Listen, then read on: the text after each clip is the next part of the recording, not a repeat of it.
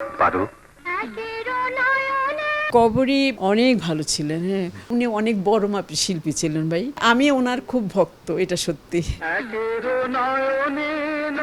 আমি নাকি ওর মতো কথা বলতে পারি, হ্যাঁ বলেন তো দেখি আপনি কি কি বললেন, আমি আরেকবার শুনবো আপনার মুখ থেকে, হ্যাঁ এরকম বলতেছে আমাকে। আপনি যেভাবে কথা বলেন আমি সেটা চেষ্টা করি, যে হয়নি আমার বলাটা আপনার মতো হয়েছে। তখন উনি কোনো উত্তর দেয়নি, হ্যাঁ না দিয়ে চুপ করে চলে গেল আমার সামনে থেকে। হ্যাঁ এখন কি রাগ করে গেলেও না খুশি হয়ে গেল আমি জানি না।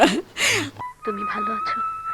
কবরীকে পার্বতী নিল, মনে মনে ভাবলাম যে ওকে খুবই মানাবে পার্বতী, মিষ্টি আছে দেখতে আর মানাবেও ভালো। হ্যাঁ আমিও সার্থক, ওইও সার্থক, ভালোই লাগছিল আমার কাছে।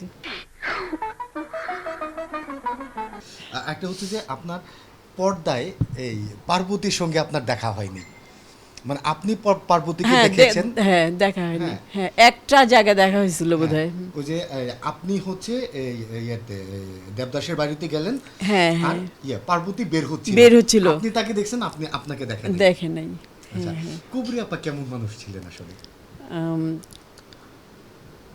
কবরী অনেক ভালো ছিলেন, অনেক ভালো ছিলেন। হ্যাঁ ওকে যখন আমি প্রথম দেখি তখন ওর কথা বলার ভঙ্গি টঙ্গি সব আমার সাথে, আমি নাকি ওর মতো কথা বলতে পারি। হ্যাঁ যেমন ও আমাকে বলতে, আপনি বলেন এখন বলেন তো দেখি কি বললেন, হ্যাঁ এরকমভাবে কথা বলে নয়, বলেন তো দেখি আপনি কি কি বললেন, আমি আরেকবার শুনবো আপনার মুখ থেকে, হ্যাঁ এরকম বলতেছে আমাকে। তখন আমি ভাবছি কি যে উনি বুঝতে পারছে। হ্যাঁ তখন আমি বললাম কি, যে আমি বললাম কি আপনি যেভাবে কথা বলেন আমি সেটা চেষ্টা করি, যে হয়নি আমার বলাটা আপনার মতো হয়েছে, এরকম বলতেছে। হ্যাঁ তখন উনি কোনো উত্তর দেয়নি, হ্যাঁ না দিয়ে চুপ করে বললো যে, চুপ করে চলে গেল আমার সামনে থেকে। হ্যাঁ এখন কি রাগ করে গেলেও না খুশি হয়ে গেল আমি জানি না। এখন পর্যন্ত আমি ভাবি মনে মনে যে ওই ওই মানে ওই যা ওইটুকু সময় চিন্তা করলে তখন আমি ভাবি যে উনি যে চলে গেলো কিছুই বলে গেল না, উনি কি রাগ হয়ে গেল নাকি কিছু যখন বলে যায়নি তাহলে নিশ্চয়ই একটু রাগ করে গেছে। হ্যাঁ এগুলি আমি নিজে নিজে ভাবি আর কি। কিন্তু উনি অনেক বড় মাপের শিল্পী ছিলেন ভাই কবরী। পরবর্তীতে তো আপনাদের সম্পর্কটা কেমন হ্যাঁ। ছিল পরে এরপর?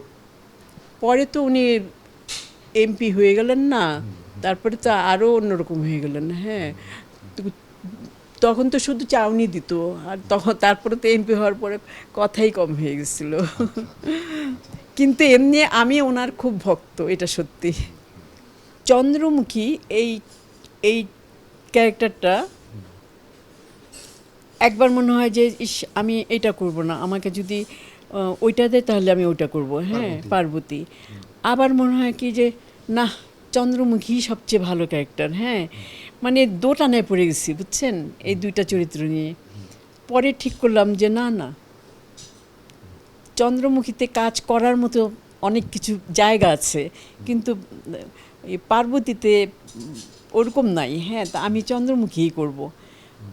আবার এদিকে কথা দিয়ে আবার মন পড়ে আছে পার্বতীর কাছে। হ্যাঁ যাই হোক পরে যখন কবরীকে পার্বতী নিল, মনে মনে ভাবলাম যে ওকে খুবই মানাবে পার্বতী, মিষ্টি আছে দেখতে আর মানাবেও ভালো। হ্যাঁ আর চন্দ্রমুখী আমাকে যখন দিল, আমি যখন সাজলাম চন্দ্রমুখী, তখন আমার কাছে মনে হলো যে মানে ক্যারেক্টারগুলি আমাদেরকে যেখানে যেটা দেওয়ার ঠিক মতোই দিয়েছে। হ্যাঁ বললাম যে আমিও সার্থক, ওইও সার্থক, ভালোই লাগছিল আমার কাছে।